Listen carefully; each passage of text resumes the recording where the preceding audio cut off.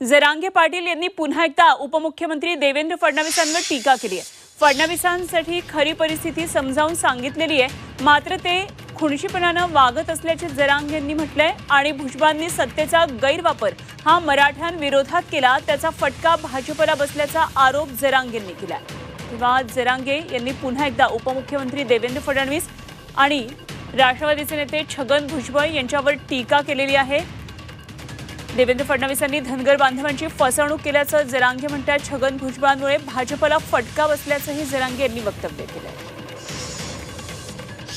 त्यांना समजून सांगितले, आता त्याचा अर्थ त्यांनी काय काढायचा ते त्यांनी ठरवायचं। त्यांचे माकडं असणारे जवळचे आमच्याच मराठ्यांचे काही तिकिटासाठी आमदार मंत्री व्हायसाठी ते आता बोलते ना, आम्ही समजून सांगितलंय त्यांना खरं काय ते।